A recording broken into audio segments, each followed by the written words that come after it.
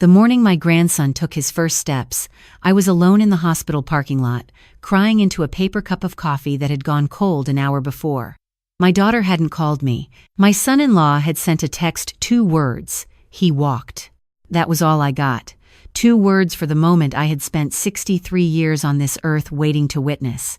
I keep a photograph on the windowsill above my kitchen sink. It's old, the edges soft from handling. In it, a woman stands at the entrance to a coal processing plant in rural Kentucky, her hard hat slightly crooked, her smile enormous despite everything. She is 26 years old and she has no idea what is coming. She thinks the worst thing that can ever happen to a person has already happened to her. She is wrong. That woman is me, and this is the story of how I finally made peace with that. My name is Margaret, and I have worked with my hands every single day of my adult life.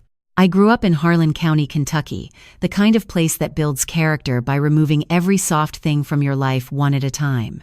My father worked the mines. His father worked the mines. When I was 19, I married a man named Daniel who also worked the mines, and when our daughter Claire was 3 years old, Daniel went underground on a Tuesday morning in October and never came back up. The official report said equipment failure. The company, a mid-sized operation called Blackridge Resources, owned by a man named Howard Caulfield, paid out a settlement that barely covered 2 years of mortgage payments. There was a hearing. There were lawyers. And then there was silence. The kind of silence that settles over a town when the people with power decide a story is finished. I was 29 years old, a widow with a toddler, a mortgage, and exactly $1,100 in a checking account. I did not have the luxury of falling apart. I packed Claire into the back seat of a 15-year-old Ford, drove 4 hours north to Lexington, and started over. I trained as a licensed practical nurse while Claire slept in a portable crib in the corner of the community college computer lab. I worked overnight shifts at a nursing home so I could be home when she woke up. I missed parent-teacher conferences because I was checking vitals. I missed school plays because I was turning patients who couldn't turn themselves. I miss the slow, ordinary moments that make up a childhood, and I have never once stopped being sorry for that, even when I was too proud to say so out loud. What I did not miss was the shape of us. Claire and I had our own language, our own rituals. Every Sunday morning I made biscuits from scratch, and she sat on the counter telling me about her dreams from the night before, no matter how strange or small they were. I kept every drawing she ever made. I taught her to drive in an empty Walmart parking lot, and she knocked over a shopping cart barrier, and we laughed until we couldn't breathe. When she got into the University of Kentucky on a partial scholarship, I worked double shifts for 3 months to cover the rest, and I told her I was doing it because I wanted to, which was true. I never told her about Howard Caulfield. I never told her about Blackridge Resources or the settlement or the documents I had requested through a public records filing and kept in a manila envelope at the back of my filing cabinet. I told myself I was protecting her. I told myself she deserved to move through the world without that particular shadow. What I know now is that I was also protecting myself from having to say out loud that the man who was responsible for her father's death had walked away clean, had continued building his business, had become wealthy and respected and photographed at charity galas, while I was counting quarters in a hospital parking lot to pay for Claire's school supplies. The first time Claire mentioned his name, I was standing at the stove stirring soup. She said, "Mom, I've been seeing someone. He's wonderful. His name is Ryan Caulfield." The spoon went still in my hand. She kept talking. He was from Louisville. He was finishing a master's degree in civil engineering. He was thoughtful and funny, and she thought I was going to love him. Her voice had a brightness I hadn't heard in years, the kind that makes a mother's chest feel full and hollow at the same time. I set the spoon down. I turned around and looked at my daughter's face, 24 years old, her father's brown eyes, the best thing I had ever done, and I could not find the words. I asked if his family was from Louisville originally.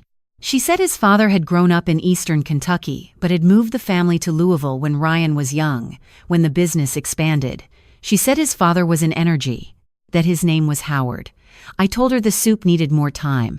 I told her to go wash up, and then I gripped the edge of the kitchen counter and breathed very carefully until the black spots at the edges of my vision cleared. I did not tell her. That is the decision I have spent years turning over in my hands, examining from every angle, and I still cannot tell you with certainty whether I was wrong or right. What I can tell you is that she was happy in a way she hadn't been since childhood, and I had spent her entire life absorbing pain so she didn't have to. And in that moment, in that kitchen, the habit was too strong to break. I told myself I would find the right time. Weeks passed. Then months. She brought Ryan home for Thanksgiving, and he was, in fact, everything she said. Warm, attentive, the kind of young man who offers to do the dishes without being asked.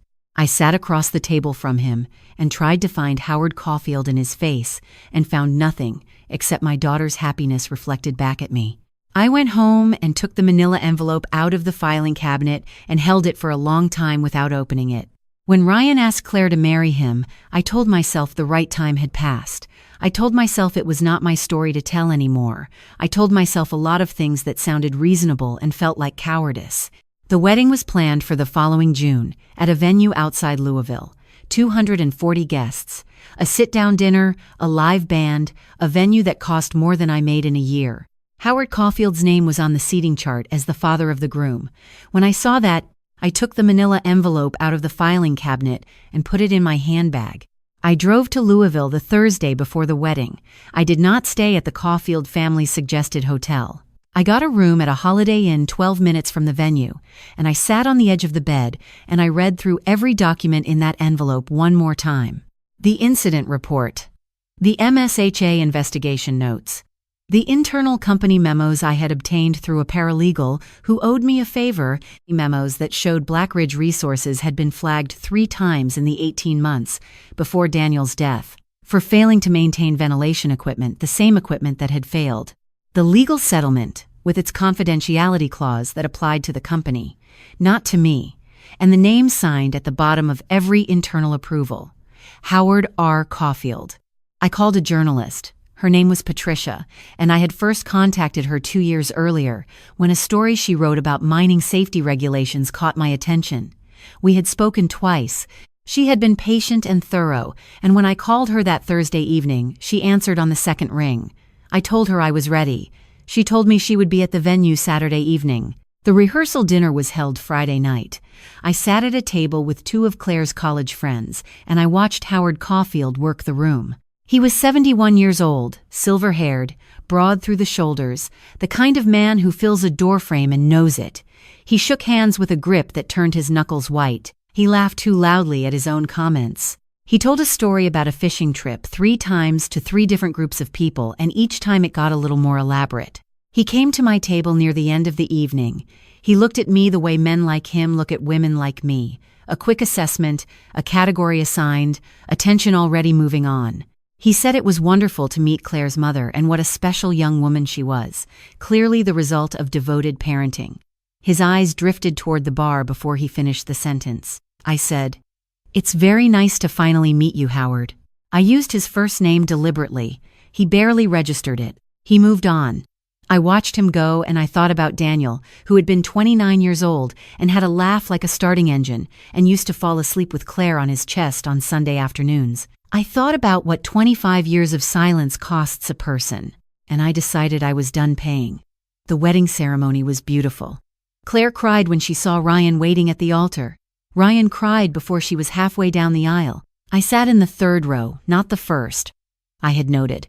The seating chart had placed me in the 3rd row, and I held a handkerchief my mother had given me, and I cried too, because my daughter was happy, and because Daniel wasn't there to see it, and because I was about to do something that would change all of our lives and I was no longer afraid of that. The reception was held in a glass-walled pavilion overlooking a garden. The golden hour light came in long and warm, and everything looked the way weddings are supposed to look. I was seated at a table near the back table 11, while the Caulfield family occupied table 1. I had brought a cardigan because the room was air-conditioned to a temperature that suggested no one had consulted the women attending. The toasts began around 7. Ryan's best man went first, funny and warm. Claire's maid of honor made everyone cry. And then Howard Caulfield stood up, and someone handed him a microphone, and the room went attentive in the way rooms do when a man with money asks for their attention. He spoke about Ryan for 3 minutes.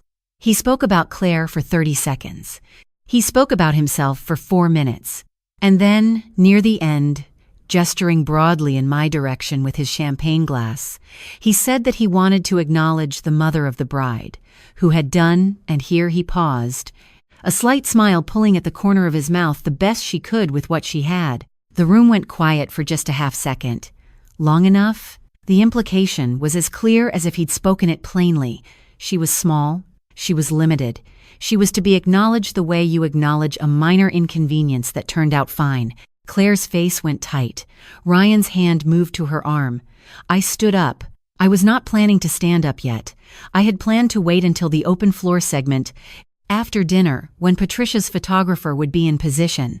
But I stood up, and the room swung toward me, and I found that 63 years of being underestimated had prepared me very well for this particular moment. I said, "Thank you, Howard. I appreciate that." My voice was steady. I have held the hands of dying people and kept my voice steady. I have called the families of patients in the middle of the night and kept my voice steady. This was not difficult. I said, "I did do the best I could. I worked double nursing shifts and slept 4 hours a night so my daughter could finish her degree without debt. I fixed my own plumbing and I drove a car with a cracked windshield for 2 years because I was saving for her future, and I am prouder of what I built than I have ever been of anything." The room was completely silent. I said, "I'd also like to say that I've been carrying something for a long time, and I think this is the right moment to put it down." I opened my handbag. I took out the manila envelope. I held it up. I said, "In 1999, my husband Daniel was killed in a mine accident at a Black Ridge Resources facility in Harlan County. The investigation found that ventilation equipment had not been maintained. What the public investigation did not have access to were internal company memos, which I have here, showing that the failure to maintain that equipment was flagged and knowingly approved 3 times in the 18 months before my husband's death. The memos are signed by the owner of Black Ridge Resources." I looked at Howard Caulfield. I said, "I've already shared copies with a journalist from the Louisville Courier who is here tonight. I'm also aware that the MSHA statute of limitations has exceptions for fraudulent concealment, and that a law firm in Lexington has been reviewing this case for the past 4 months." Howard Caulfield's champagne glass was no longer raised. I said, "I didn't come here to ruin a wedding. I came here to watch my daughter marry a good man. And before I sat down and let this evening continue, I needed the 240 people in this room to know who was standing at that microphone." I sat down. The room made a sound I don't have a precise word for, not a gasp, more like an exhale that had been held for a long time. What followed was not clean or cinematic. Real consequences rarely are. Howard Caulfield did not make a speech.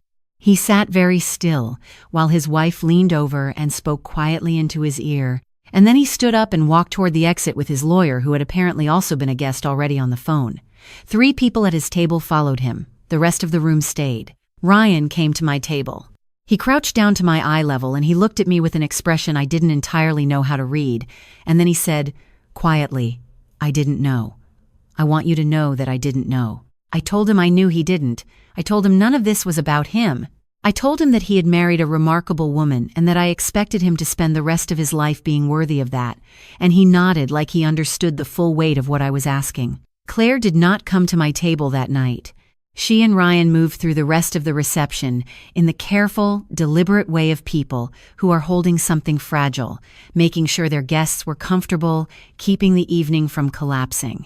I watched my daughter work the room with a grace I had not taught her. She had come to it herself, and I was proud of her even in the middle of everything. She called me 2 days later. She asked why I hadn't told her. I told her the truth. I didn't think it was mine to tell anymore, and I was wrong. She was quiet for a long moment, and then she said, "Mom, it was always yours to tell. It was always yours." We did not speak easily after that. There were months where the calls were short and careful, where I could feel us both navigating around something large and unresolved. I will not pretend that what I did had no cost.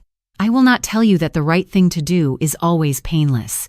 I tore something open that had been sealed for 25 years, and healing a wound that old does not happen quickly. The legal process moved slowly, the way legal processes do. The journalist's story ran 6 weeks after the wedding. The MSHA reviewed the case. 2 former Blackridge employees came forward with corroborating accounts. I gave 3 interviews and answered every question. Howard Caulfield's lawyers were very good and very expensive, and the resolution, if you can call it that, was a negotiated settlement with a public statement that stopped short of an admission. It was not justice, not exactly, but it was no longer a secret, and there is a kind of power in that which I underestimated for decades. The winter after the wedding, Claire drove down to Lexington on a Sunday. She came in the door and I could see she had been thinking for a long time about what she wanted to say. She sat down at my kitchen table and she put her hands flat on the surface the way she used to do when she was small and working through something serious. She said, "I've been angry. I want to be honest about that. I'm still a little angry." I said, "That's fair." She said, "I also think you carried something for 25 years that you should not have had to carry alone, and I'm sorry I didn't know to share it." I told her there was nothing for her to be sorry for. She was 3 years old. She had carried everything I gave her and more. She nodded. Then she reached into her bag and she brought out a small framed photograph I had never seen. It was Daniel, taken at a company picnic not long before his death, laughing at something just outside the frame.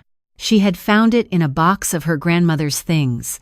She slid it across the table to me. She said, "Ryan and I want you at every Sunday dinner. I want Marcus to know his grandmother." Marcus was 7 months old. He had Ryan's nose and, when he laughed, something in his eyes that I recognized. I picked up the photograph. I held it for a while. Daniel was 27 in it. He never got to be this old. I have spent a long time being angry about that, and I expect I will spend more time being angry about that still, because some things do not resolve, they only get carried differently. I said yes to the Sunday dinners. I said yes to all of it. The first Sunday I drove to their house, Marcus pulled himself up against the coffee table and stood on his own, tottering and triumphant, looking at the room as if he had just invented the concept of standing. He looked at me with enormous dark eyes, and then he laughed that full, uncomplicated baby laugh that requires nothing and forgives everything, and I sat down on the carpet right there and I laughed with him. There are things I would do differently. I would tell Claire sooner. I would ask for help earlier, and I would let myself be helped. I would sit in the front row at the wedding instead of the third, not because I had anything to prove, but because I had earned the front row. I spent so long being the woman who asked for nothing that I forgot asking for things is also a kind of dignity. What I would not do differently is stand up. I have been the best she could with what she had for 34 years. I have been the overnight shift and the borrowed car and the community college computer lab and the $1,100. I have been every decision that was too small to notice and every sacrifice that had no audience. I have done all of that without a microphone, without a front row seat, without anyone raising a glass in my direction. It turns out I only needed to stand up once. The photograph of the young woman at the mine entrance still sits on my kitchen windowsill. Some mornings the light hits it in a way that makes her look like she's about to say something important. I think she was always about to say something important. I think she just needed 25 more years and the right room. I hope you are carrying something lighter than what I carried.